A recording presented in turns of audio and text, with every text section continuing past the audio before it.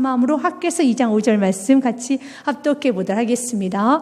너희가 애굽에서 나올 때 내가 너희의 언약한 말과 나의 영이 계속하여 너희 가운데 머물러 있나니 너희는 두려워하지 말지어다. 아멘. 학개 선지자는 학개에서 1장, 2장, 2장까지에 걸쳐서 반복적으로 하는 메시지가 있습니다. 그것은 바로 두려워하지 말라. 우리가 두려워하지 않을 이유는 한 가지입니다. 내가 너와 함께하며 I am with you. 내가 너와 함께하리라. 그렇기 때문에 우리는 두려워할 필요가 없습니다. 학개서 2장 4절 말씀에도 학개 선지자했던 메시지 중에 이런 메시지를 했죠.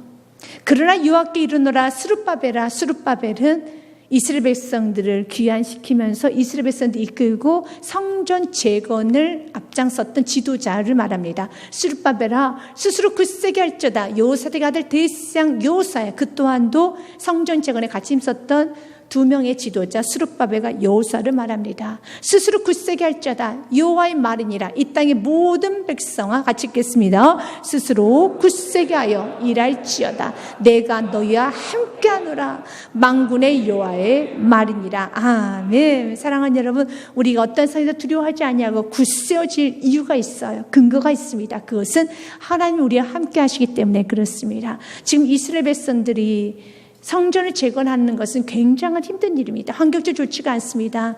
그들 1차 귀환을 했습니다. 그런데 귀환해서 보니까 너무 황폐해져 있습니다. 예루살렘 땅이 황폐해졌고 도적대가 계속적으로 들어오고요. 그리고 어떤 기근과 재난과 무더위와 가뭄과 너무너무 어려움이 많았습니다. 그렇다 사마리아인들이 방해를 많이 해요. 시기 질투에서 성전을 재건하는 것을 방해합니다. 또한 고레스 왕 같은 경우는 성전 재건에 협조해줬고 힘을 실어줬는데 그 다음에 일어났던 왕 캄바세스 2세 왕은 성전 재건을 방해합니다. 아니 못하게 금지를 시킵니다. 하지 말라는 것입니다. 이제 이런 상황에서 이스라엘 백성들은 너무 지친 겁니다. 그래서 멈춰버렸어요. 약 16년 동안 성전 재건을 하지 않고 그냥 가만히 폐허된 상태에서 성전이 무너져 있는 것을 그냥 바라만 보고 가만히 내버려 뒀습니다. 그때 학개 선지자를 통해서 메시지를 전합니다. 어째 너는 너의 집은 다시 재건해 가면서 성전이 저렇게 황폐화되어 있는데 가만히 놔둘 수 있느냐? 어떻게 너는 편박한 집에 살 수 있으면서 성전은 저렇게 무너져 있는데 아무것도 하지 않을 수 있느냐?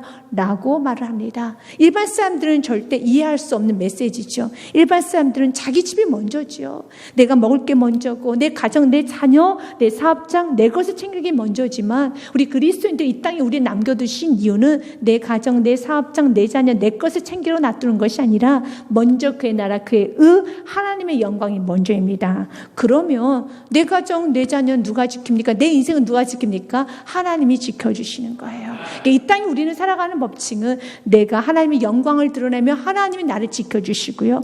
내가 주님께 예배하면 하나님께서는 그 예배하는 자에게 하나님은 보호하여 주시고 내가 주님께 먼저 그의 의를 구하면 하나님은 나에게 먹을 것, 입을 것, 마실 것을 주시는 분이시라는 겁니다. 결국은 이 땅에 우리 주님께서 원하시는 삶은 우리의 힘으로 사는 것이 아니라 내 인생을, 내 가정을, 내 사업장을 또한 여러분 내가 인생을 꾸려가는 것이 아니라 하나님 내 인생을 꾸려갈 수 있도록 하나님께서 나를 공급할 수 있도록 나는 하나님을 바라보기 원합니다. 그래서 우리는 이 땅에서 먹고 마시고 사는 것이 아니라 우리 떡으로만 사는 것이 아니라 하나님의 말씀으로 사는 겁니다. 세상 사람들은 예배를 안 드려도 그들은 이 세상 잘 살 수 있다고 하지만 우리는 예배를 안 드리면 죽습니다. 우리는 말씀을 듣지 아니하면 오늘도 한 걸음도 살아갈 수가 없습니다. 왜요? 우리의 양식은 위에서 내려온 하나님의 말씀이기 때문에 우리의 양식은 하나님의 은사이기 때문에 그렇기 때문에 오늘도 우리는 예배를 해야 되는 겁니다. 자녀를 잘 키우기 원합니까? 사업을 잘 하기 원합니까? 인생을 잘 살기 원합니까? 예배하십시오.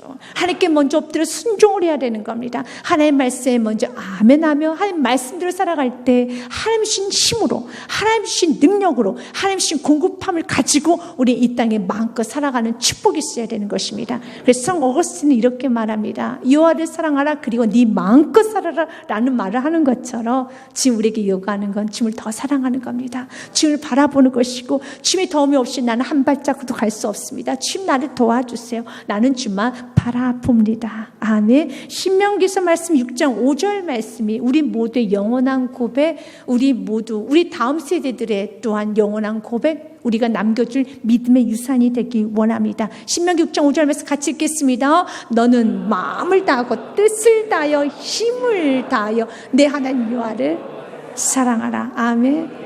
오늘 여러분들이 말씀을 듣고 이제 집에 돌아가시잖아요. 그럴 때 여러분 주무시기 전에 한번 하나님 앞에 하나님 사랑해요 라고 하트로 여러분 마음껏 사랑을 표현해 보시길 바라겠습니다. 하나님 너무 사랑합니다. 우리 이 시간에 한번 해볼까요? 하나님 사랑해요 하면서 하나님 사랑해요. 하나님께서 찰칵 찍어 드셨을 것입니다.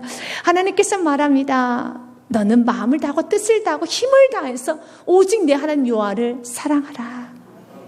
우리 주님은 나 자신을 사랑하라고 되지 않습니다. 요한복음 11장 24절 말씀에 만약 자기의 생명을 사랑하는 자는 잃어버릴 것이요 그러나 자기의 생명을 미워하는 자는 영생하도록 보존하리라. 아멘. 사랑하는 여러분, 자기 생명을 미워해야지만 하나님도 사랑해야지만 우리 이 땅에서 보호받을 수가 있습니다. 이렇게 하나님께서 말씀합니다. 너희는 두려워할 필요가 없어. 내가 너와 함께하기 때문에. 그러면서 주님께서는 학개서 2장 5절 말씀에 우리와 함께 하신다는 표현을 이렇게 말합니다. 너희가 애굽에서 나올 때 내가 너희와 언약한 말과 약속의 말씀과 나의 영이 계속하여 너희 가운데 머물러 있나니. 아멘. God is there. 여호와께서 여러분이 가는 그곳에 머물러 있어요. 여러분 가정에, 사업장에, 일터에 여러분 머무는 그곳에 여러분 혼자가 아닙니다. 절대 여러분 혼자 가는 것이 아닙니다. 하나님이 머물러 계십니다. 그것을 우리가 여호와 샴마라고 하는 겁니다. 여호와 샴마라는 것은 하나님이 그곳에 계시다. 하나님 바로 이곳에 계시다라는 겁니다. 하나님 여러분이 가는 곳에 같이 계십니다. 그렇기 때문에 여러분 혼자 일하지 않아요. 두려워할 필요가 없습니다. 어떤 문제가 있을 때 잠시 여러분 생각 내려놓고 두리번거려 보십시오. 아니, 여러분 입술을 고백해 보십시오. 하나님 지금 이 시간에도 나와 함께하고 계시지요. 하나님께서 내 입술에 파수꾼이 되어주시죠. 하나님께서 내 마음을 주장하여 주시죠. 하나님 지금 내 굉장히 지금 어려운 상황입니다. 내가 지금 중요한 결정을 해야 됩니다. 하나님 지가 아주 부족합니다. 내가 오늘 좀 어려운 사람을 만납니다. 이 문제가 너무 어렵게 가고 있습니다. 하나님 도와주세요. 하나님은 지금 여러분과 함께 계세요. 그러니까 아들이 줄 때 거기에 계십니다. 여호와 샴마 하나님이십니다. 한 약속하셨잖아요. 내가 너희 가운데 머물러 있나니 그렇기 때문에 너희는 두려워하지 말아라. 내가 거기 있으니까 두려워하지 말아라. 여러분 혼자 있지 않아요. 그 공간에 하나님도 함께 하십니다. 그러면 하나님이 나와 함께 하심을, 이 공간 안에 하나님이 거하심을 내가 어떻게 할 수 있는가? 두 가지를 통해 할 수 있다잖아요. 첫째는요, 여호와의 말씀으로 하나님 나와 함께 하심을 알 수 있다는 겁니다. 여러분 안에 하나님의 말씀이 있으면 하나님 지금 여러분과 함께하고 있다는 증거인 겁니다. 또한 여러분들이 기도할 때, 또한 불안할 때, 어려울 때 여러분 안에 기억했던 말씀이 여러분을 사로잡아서 여러분 생각을, 또한 여러분의 행동을 사로잡아서 말씀이 여러분을 지배하고 있으면 여러분 지금 성령 충만한 상태인 겁니다. 하나님은 여러분에게 약속의 말씀으로 함께 하십니다. 이스라엘 백성들에게도 약속의 말씀을 주셨죠. 출애굽기 19장 5절과 6절 말씀에 보면 세계가 다 내게 속하였나니. 아멘. 이스라엘 백성은 지금 현재의 모습은 가장 미약한 나라, 가장 작은 나라, 가장 보잘것없는 나라에 있었어요. 그래 하나님 약속을 주셨어요. 그 약속 누가 이루십니까? 하나님이 이루십니다. 실제적으로 하나님이 함께하고 나갔었을 때, 사랑하는 여러분, 다윗의 시대 때 여러분 주변에 있는 모든 나라, 애굽, 아수르 모든 나라들이 다윗에게 조공을 바쳤어요. 정말 세계가 다 이스라엘에게 속해 있었습니다. 하나님 약속대로 하나님 그대로 보여주십니다. 하나님은 신실하십니다. 세계가 다 내게 속하였나니 너희가 내 말을 잘 듣고 내 언약을 지키며 너희는 모든 민족 중에서 내 소유가 되겠고. 믿으십니까? 주의 말씀을 잘 듣고 주의 언약을 잘 지키면 주님께서는 모든 민족 중에 내 소유가 되겠고. 또한 같이 읽겠습니다. 너희가 내게 대하여 제사장 나라가 되며 거룩한 백성이 되리라. 너는 이 말을 이스라엘 자손에게 전할지니라. 아멘. 제사장이라는 직분은 축복자죠. 바로 하나님께서 아브라함에게 축복의 말씀을 주셨잖아요. 너는 복의 근원이 될지라. 너가 복을 내는 자 나도 그를 복을 줄 것이고 너가 저주하는 자는 나도 그를 저주할 것이다. 너는 복의 시작이라. 너는 복의 근원이라. 너는 복이 될지라 라고 말씀하셨던 것처럼요. 바로 하나님은 우리를 통해서 제사장 나라로 삼아서 우리가 축복하는 그 영혼을 하나님께서 축복하여 주시고, 우리가 그를 축복하기 시작하면 하나님은 그들에게 어마어마한 축복을 주시는 거예요. 하나님 그럼 우리를 제사장 나라로 삼으시겠다는 겁니다. 이건 약속입니다. 이 약속은 오늘도 변하지 않습니다. 하나님은 여러분을 제사장으로 삼으십니다. 그래서 여러분이 자녀를 놓고 축복하기 시작하면 하나님은 축복을 주세요. 여러분들이 나라 민족을 위해서 축복하기 시작하면 하나님 이 나라 민족에 축복을 주십니다. 여러분의 교회들을 향해서 축복하기 시작하면 하나님은 교회를 향해 축복을 주십니다. 그럼 이런 의문이 생겨요. 나는 자녀를 위해서 축복 기도했는데, 나라 민족 축복 기도를 했는데, 나도 교회를 위해서 축복 기도했는데 내 자녀가 내 축복이 임하지 않는 것 같아. 내 기도가 임하지 않는 것 같아 라고 의문이 드신 분도 있을 거예요. 첫 번째는 여러분들의 눈에 보이지 않지만 하나님 이미 축복하셨고 많은 것을 일하고 있지만 아직 눈에 보이지 않는 것일 수도 있고요. 두 번째로는 5절 말씀처럼 여러분이 축복을 했어요. 나라를 축복했고 자녀들도 축복을 했고 여러분 모든 사람 축복을 했어요. 근데 여러분의 축복이 임하지를 않아요. 제사장 나라로서의 그 권세가 나가지를 않아요. 이유는 한 가지입니다. 여러분이 하나님의 말씀 잘 안 들으면은 여러분이 축복을 해도 그 축복의 권세가 나가지가 않아요. 그래서 자녀를 축복하고 싶다면 먼저 부모님이 하나님의 말씀을 잘 들어야 돼요. 그러면은 축복의 권세가 나가지만 여러분들이 하나님의 말씀을 잘 듣지 아니하면은 축복 기도는 하지만 그 축복의 권세가, 축복의 능력이 나가지를 않는 겁니다. 하나님 오늘 우리에게 말합니다. 이제는 제사장의 나라로서 하나님의 말씀 먼저 잘 듣기 원합니다. 하나님과 어그러진 삶을 살지 마십시오. 하나님 앞에 진실한 정직한 예배자의 삶을 살아서 정말 다음 세대를 마음껏 축복하고 제사장으로서의 역할을 잘 감당하고 충만하게 나라 민족을 해서 세계 열방을 해서 축복하며 한 인생을 살아보시길 바라겠습니다. 얼마나 지금 축복해야 될 것이 많습니까? 세상은 너무 부족하잖아요. 세상은 너무 어둡잖아요. 이 어두운 세상 가운데 저와 여러분이 말씀대로 순종하고 그리고 기도하기 시작할 때 하나님 이 나라 민족을 회복시켜 주시고 이 세계를 회복시켜 주시고 믿으시길 바라겠습니다. 그래서 오늘 여러분 기도하십시오. 오늘 말씀을 끝나고 나머지 회개 기도를 충분히 하고 난 다음에 축복 기도를 하십시오. 여러분들 먼저 말씀을 살지 못했던 시간이 있다면 회개를 하시고, 말씀이 어그러졌던 시간이 있었다면 충분히 회개를 하시고, 그리고 다시 주의 보혈의 피로 씻음 받고 자녀를 향해서, 다음 세대를 향해서, 이 나라 이민족을 향해서, 열방을 향해서 축복하십시오. 하나님은 여러분의 그 축복의 기도를 오늘도 듣고 싶어 하십니다. 하나님은 학개 선지자를 통해서 이스라엘 백성들에게 힘을 부여 주십니다. 두려워하지 말아라. 내가 너와 함께, 너가 머물러 있는 곳에, 바로 그 황폐한 곳에 나도 그곳에 있단다 라고 말씀을 하시면서 이미 하나님 약속하셨죠. 이 성전은 하나님께 세우시겠다 약속하셨다며 어떤 환경에서도 그 약속의 말씀 믿고 나가야 되는 것입니다. 그래서 하나님 나와 함께 하심을 첫 번째는 약속의 말씀을 통해 할 수 있고요. 두 번째로는 나의 영이 계속하여 너희 가운데 머물러 있나니, 영은 스피릿. 지금 우리의 신약에서는 우리는 이것을 성령님으로 해석을 하죠. 바로 성령님이 내 안에 머물러 있다는 것이 하나님이 나와 함께 하신다는 증거입니다. 성령님 내 안에 머물러 계십니다. 그래서 성령님을 내주하시는 분이라고 하는 겁니다. 성령님, 여러분이 예수님을 나의 구원자, 바로 나를 죄에서 구원하신 구원자로 여러분이 영접을 하고 나면은 바로 예수의 영 성령님이 여러분 안에 쑥 들어와 계셔서 여러분 안에 내주하고 계십니다. 그래서 그 성령 여러분과 함께하는 것입니다. 그럼 여러분 안에 계신 성령님은 무엇을 하는 줄 아십니까?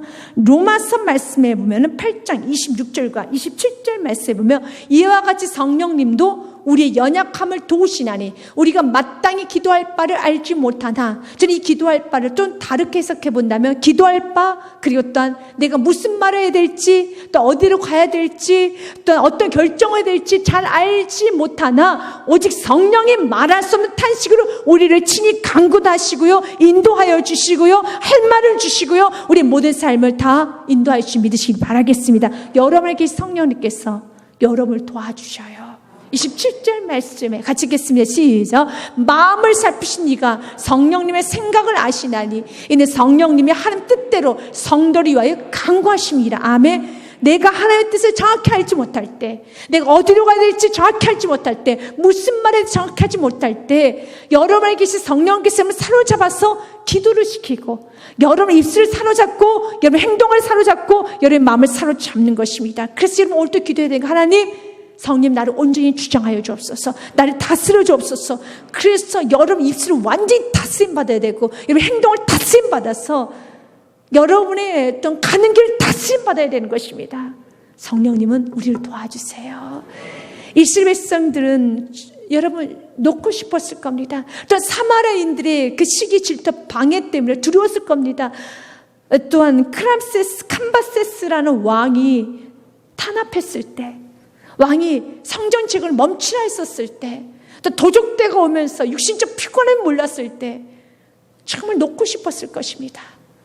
모른 척하고 성전 재건에 눈을 감고 싶었을 것입니다. 그러나 내 안에 성령님께서 성전 재건을 할 수 있도록 힘을 부여해 주시고, 다시 또 걸어갈 수 있도록 도와주시고, 다시 나에게 힘을 부여해 주신 분 바로 성령 하나님이십니다. 여러분 주의 길을 가다가 좀 지칠 때 성령님께서 여러분 힘을 부여해 주실 것입니다. 다시 일어서라, 다시 일어서라, 힘을 내세요, 힘을 내세요. 우리 지금 도와줄 것이고 오늘 말씀을 통해 세임 주실 것입니다. 이 세임 얻어서 그래 다시 한번 열심히 다시 예배 자리로, 감사의 자리로, 기도의 자리로, 전도의 자리로 다시 믿음의 자리로 나아가겠습니다. 여러분 환경에 여러분 몸을 맡기지 마십시오.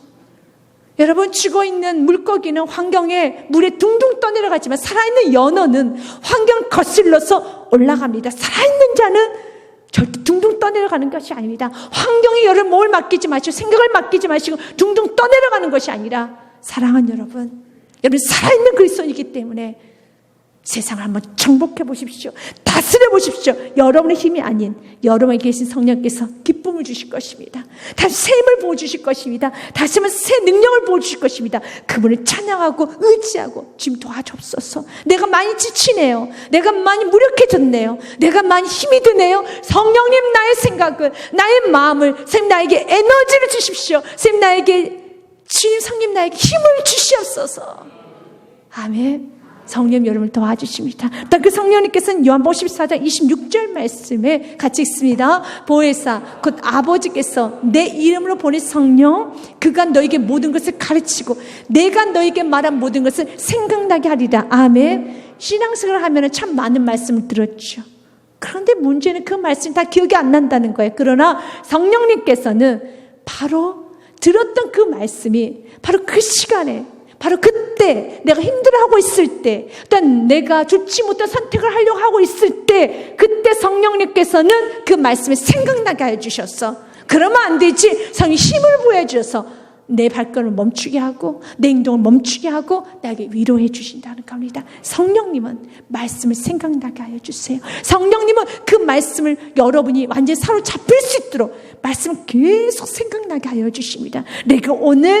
내가 그 사람하고 내가 오늘 좀 싸우리라, 끝내리라, 아니면 내가 내 자신을 자해하리라, 나쁜 생각을 하고 있을 때 성령님께서는 그 생각이 행동을 옮기지 못하도록 여러분 생각을 완전히 꺾으시는데 무엇으로? 말씀을 생각나게 하여서, 너가 얼마나 존귀한 자녀인 줄 아느냐? 넌 내 자녀란다. 넌 내가 선택한 나의 존귀한 자녀야. 넌 나의 자녀야. 너는 보혈의 피가 머리부터 발끝까지 뚝뚝 떨어진 나의 존귀한 자녀라는 말씀이 생각났어.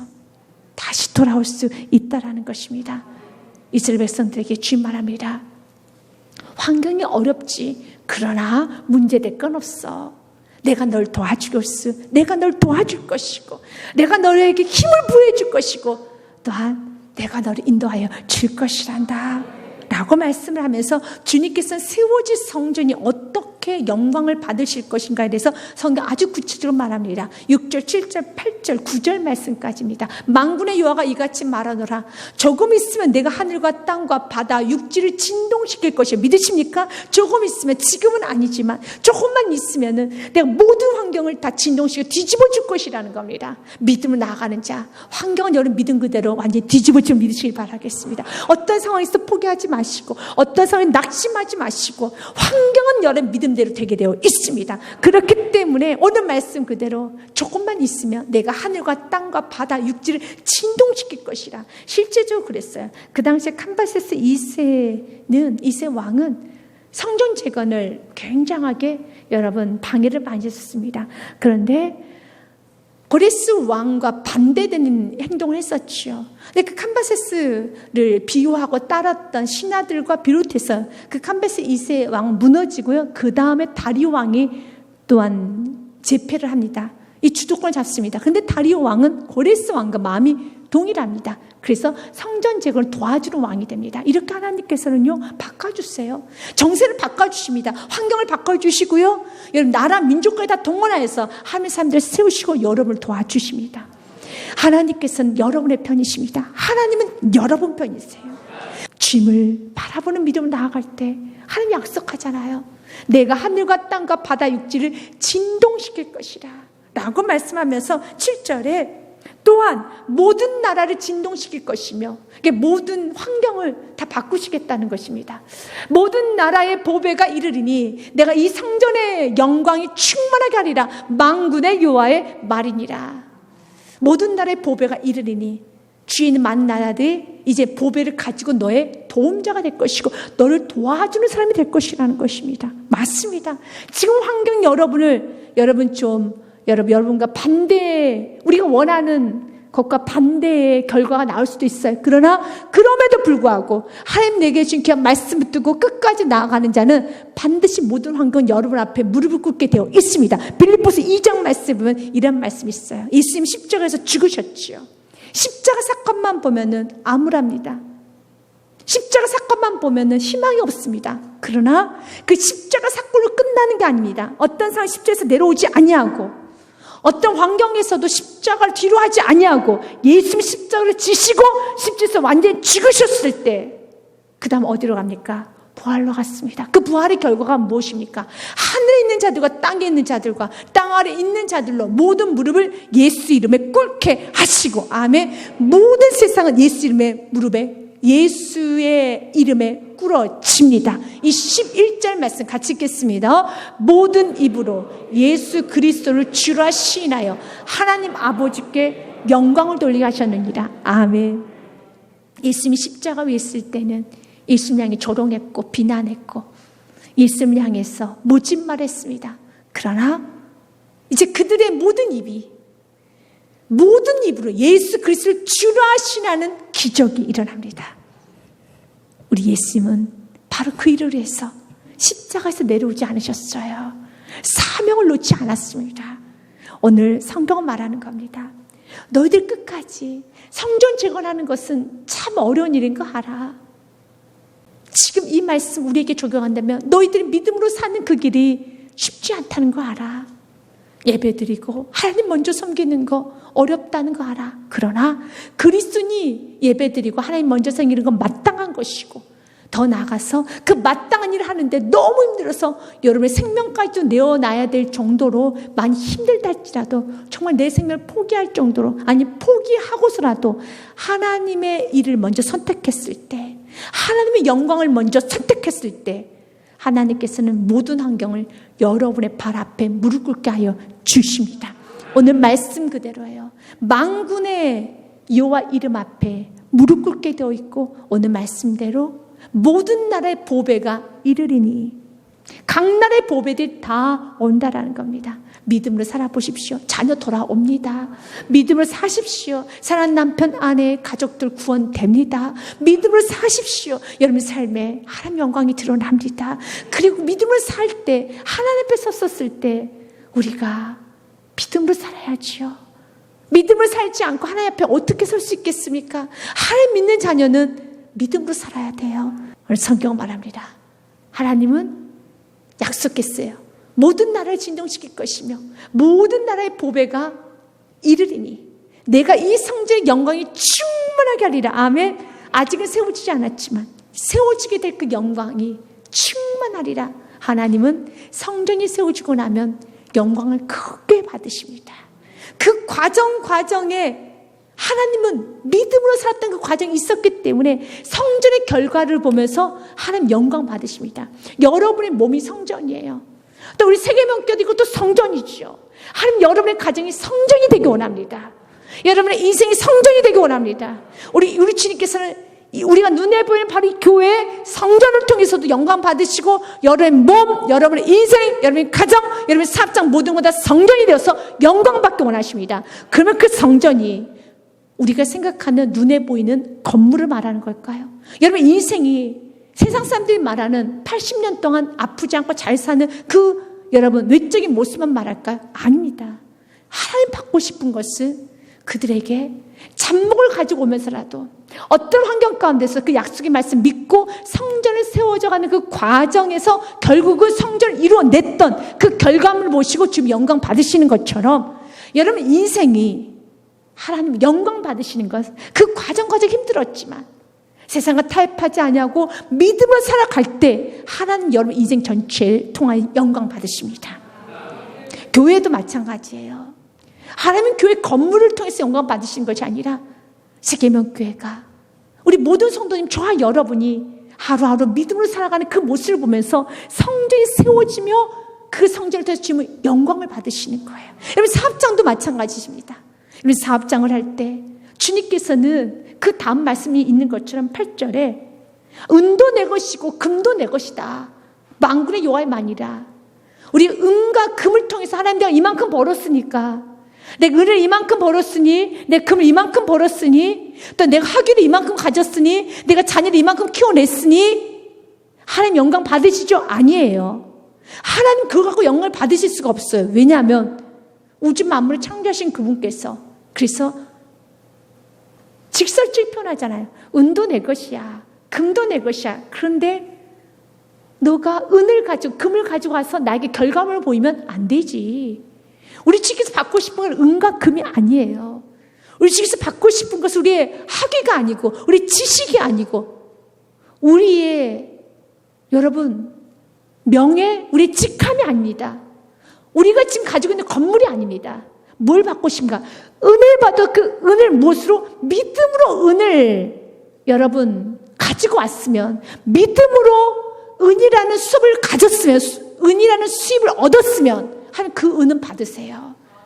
믿음의 과정이 있어야 되는 거예요.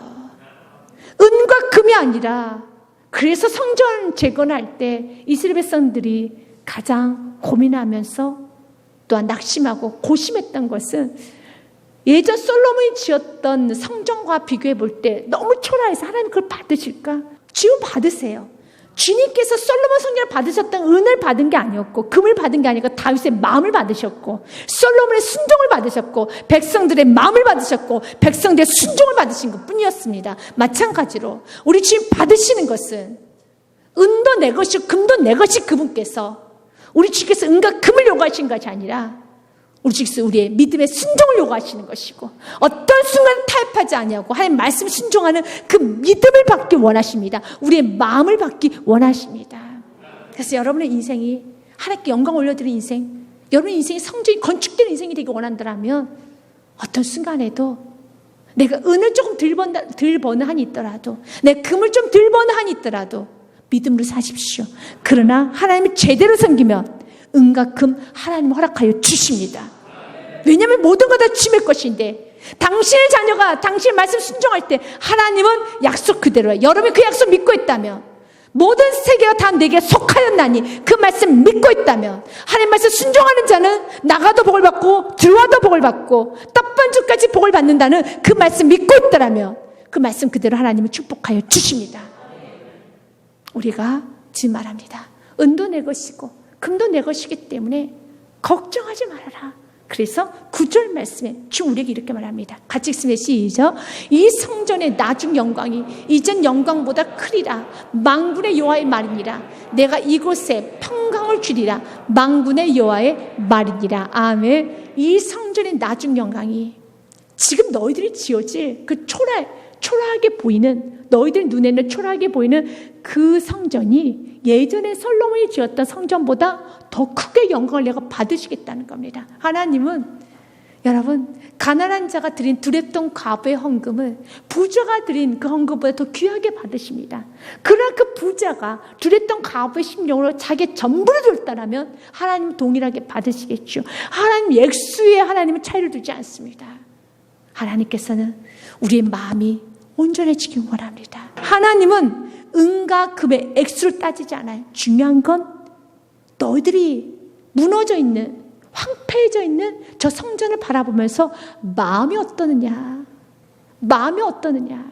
만약 무너져 있는 성전을 보면서도 성전에 관심이 없고 하나님 나라에 관심이 없고 예배에 관심이 없으면 하나님 그 마음을 보시고 많이 책망하세요. 하나님 우리의 마음을 받기 원하십니다. 하나님은 우리가 주님을 더욱 사랑하기 원하십니다. 하나님 우리가 더욱더 주님만을 신뢰하며 주님을 정말 사랑하는 그런 사랑의 삶이 되기 원하고 계십니다. 그래서 하나님께서는 이제 그 다음에 본격적인 질문을 하십니다. 하나님은 나의 예배를 받기 원하세요. 나의 외형적인 예배가 아니라 하나님 나의 마음과 내 정성과 뜻을 다하는 그 예배, 온전한 예배를 받기 원하셔서 이런 말씀을 합니다. 함께서 2장 10절 말씀에 보면은 다리오 왕 제2년 9째 달 24일에 이제 세 번째 설교를 한 겁니다. 첫 번째 설교가 다리오 왕 2년 6월 첫날 1일 날에 첫 번째 설교를 했고요. 두 번째 설교가 7월 21일 날 두 번째 설교를 했습니다. 지금까지 두 번째 설교의 내용을 은혜를 나눴습니다. 그리고 오늘 지금 10절 말씀은 9월 24일 세 번째 설교입니다. 그리고 성전 재건한 지 3개월이 지났습니다. 그때 다시 세 번째 말씀이 전해집니다. 여호와의 말씀이 선지자 학개에 임하니라 이르시되, 11절 말씀에 만군의 여호와가 말하노니 너는 제사장에게 율법에 대하여 물어 이르기를, 한번 물어보는 겁니다. 여러분도 한번 대답해 보시기 바라겠습니다.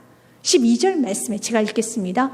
사람이 옷자락에 거룩한 고기를 쌌는데 그 옷자락이 만일 떡에나 국에나 포도주에나 기름에나 다른 음식물에 닿았으면 그것이 성물이 되겠느냐 하라. 학개가 물음에 제사장들이 대답하여 이르되 아니니라 하는지라. 그러니까 옷자락이라는 것은 제사 의식을 말합니다. 그 제사 의식을 하는 한 행위에 고기를 쌌어요.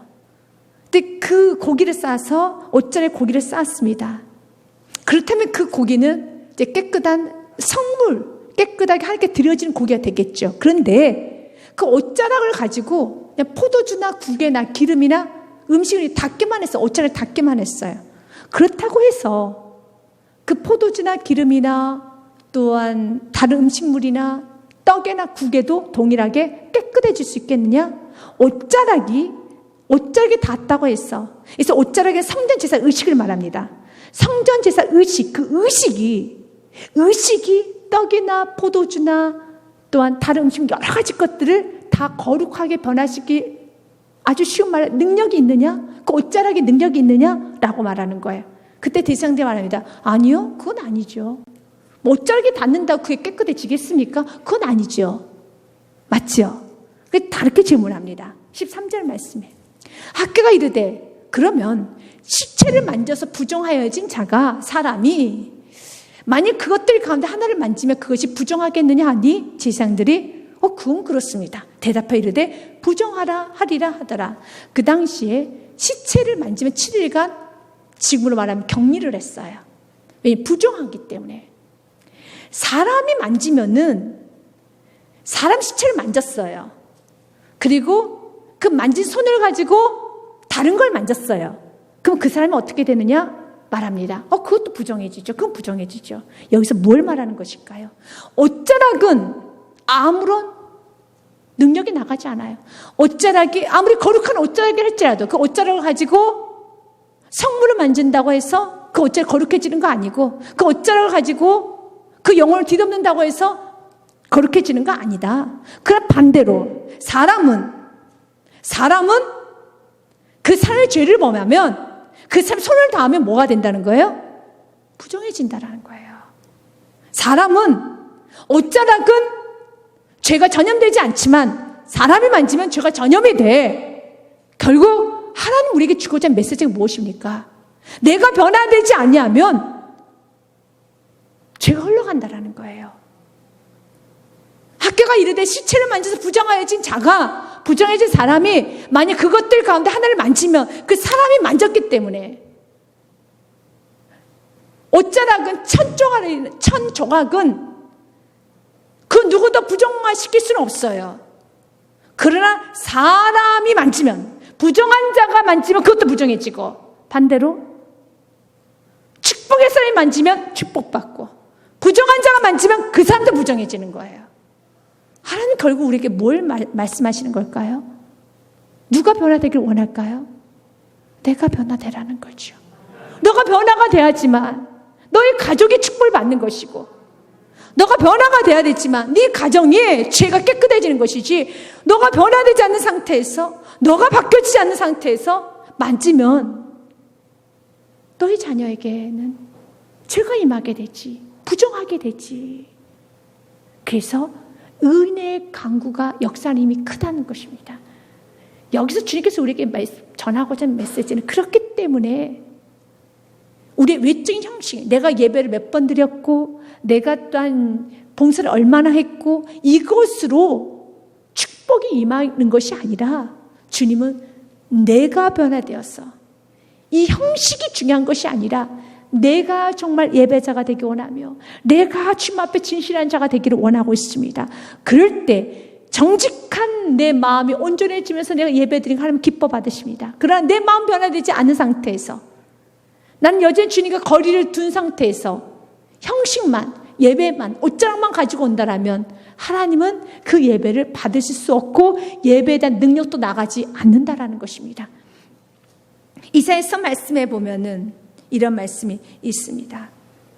이사야서 1장 13절과 16절 말씀해 보면 이사야 선지자 이렇게 말합니다. 헛된 짐을 다시 가져오지 말라. 하나님이 하신 말씀입니다. 분향은 내가 가증히 여기는 바요, 월삭과 안식일과 대로 모이는 것도 그러하니 성애와 아울러 악을 행하는 것은 내가 견디지 못하겠노라. 하나님이 예배를 거부하시겠다는 겁니다. 왜 거부를 하실까요? 14절과 15절 말씀에 내 마음이 너희 월삭과 정한 절기를 싫어하나니 그것이 내게 무거운 짐이라. 내가 지게 곤배하느니라. 그 이유는 15절입니다. 같이 읽겠습니다. 너희가 손을 펼 때 내가 눈을 너희에게서 가리고 너희가 많이 기도할지라도 내가 듣지 아니하리니 이는 너희 손에 피가 가득함이라. 그래서 주님은 예배를 너무 기뻐 받으시죠. 그러나 우리가 피가 묻어있는 상태에서 예배드리길 원하지 않습니다. 그걸 받을 수가 없습니다. 그렇기 때문에 오늘 우리가 온전히 이 예배가 하나님께 드려지기 위해서는 오늘 말씀을 듣고 여러분들이 말씀과 비껴진 분이 있다면 반드시 회개를 하셔야 돼요. 그래야지 오늘 드려진 예배가 하나님 받으시는 겁니다. 예배는 드렸지만 여러분이 회개하지 않고 돌아가면 오늘 이 예배는 여러분들의 껍데기만 앉아있는 예배가 될 뿐이에요. 어찌랑만 앉아있는 예배가 될 뿐이에요. 그 예배는 전혀 하나님 영광 받지 않으시고 예배에 대한 능력도 나타나지 않습니다. 그러나 여러분 오늘 예배를 드릴 때 말씀을 통하여서 깨달아지고 회개할 것이 되면 회개를 하면은 깨끗해지면 하나님은 우리가 드렸던 모든 예배, 월삭, 절기, 모든 각종 예배를 다 받으시는 겁니다. 주님 우리에게 말합니다. 내가 듣지 않는 이유는 너희 손에 피가 가득함이라. 그렇기 때문에 16절에 너희는 스스로 씻으며, 우리에게 씻을 수 있는 유일한 길은 예수 그리스도 보혈의 피밖에 없습니다. 스스로 깨끗하게 하여 내 목조에서 내 악한 행실을 버리고 행악을 그쳐라. 아멘. 그쳐야 돼요. 그들이 이제 성전 건축을 하고 있습니다. 성전 건축을 하면은 난 주님의 일을 하고 있어. 난 너무 좋아. 난 깨끗해진 상태야. 맞아요. 너무 귀하죠. 그런데 성전 건축은 하긴 해요. 그러나 각 개인적으로 숨은 죄들이 있다면, 해결하지 못한 죄들이 있다면, 가정 안에 음란이 있고 가정 안에 욕심이 있고 어떤 가정 안에 모든 폭력과 폭언과 타락이 있다면 이런 문제를 해결해야 되는 겁니다. 성전 건축을 한다고 해서 그 내 안에 있는 죄가 덮어지는 건 아니에요. 성전 건축은 아름다운 거죠. 하나님 그 성전 건축을 받으시죠. 우리 그의 나라 그의 의를 먼저 구하는 건 너무 기쁘게 받으시죠. 그러나 그의 나라 그의 의를 먼저 구한다고 하면서 내 삶에 회개가 없으면 안 되는 겁니다. 주님은 회개하기 원합니다. 성전 건축 3개월째 되던 날에 이 말씀을 선포하는 거예요. 지금 그들은 3개월 동안 다시 힘을 얻어서 성전 건축 시작하고 있는 충만한 상태입니다. 그래, 다시 주님 영광을 위해서 열심히 해야지, 믿음으로 살아야지, 다시 성전 건축하는 거야. 너무 귀하죠. 그런데 마치 그렇게 귀하게 성전 건축하고 있는 그들에게 찬물을 끼얹듯이 말합니다. 좋아, 지금 잘하고 있어. 그러나 개인이 해결될 문제가 있지. 개인이 해결해야 될 문제, 주 앞에 회개해야 될 것들, 잘못한 것들 철저히 주님을 회개하기 원합니다. 깨끗해지기 원합니다. 이것이 성전 재건하는 과정이 주님께 주고자 하는 축복이에요. 성전 재건 너무 아름다운 일입니다. 하나님께서 여러분들 그 나라 그 의를 구하면서 예배하고 전달하는 사람 너무 귀합니다. 이 과정을 통해서 하나님은 여러분에게 관여하는 게 있어요. 개인적인 삶에 관여 터치를 하실 겁니다. 그 부분을 해결을 하셔야 됩니다. 그래서 깨끗하고 정결하게 사셔야 됩니다. 가정에서 정결하게 사십시오. 사업장과 일터에서 정결하게 사십시오. 여러분의 과거가 정결하지 못했다면 반드시 회개하셔야 됩니다. 그 용서를 구해야 될 거면 용서를 구하셔야 됩니다. 그리고 버려야 될 것은 버리셔야 됩니다. 바꿔야 될 게 있으니까 바꾸셔야 됩니다. 성전 건축이 있다고 해서 그 모든 여러분의 과거와 여러분이 버리지 못하는 게 덮어지는 건 아닙니다. 이제 성전 건축을 하였으니까, 진행을 하고 있으니까 그 힘을 가지고, 그 능력을 가지고 이제 여러분의 삶도 깨끗하게, 여러분의 가정도 깨끗하게, 버릴 걸 버리고 정리할 걸 정리하고 바꿔질 걸 바꿔짐으로써 여러분이 좋지 못한 습관이 있다면, 좋지 못한 생활 태도가 있다면, 좋지 못한 행동이 있다면 다 바꾸셔야 되는 겁니다.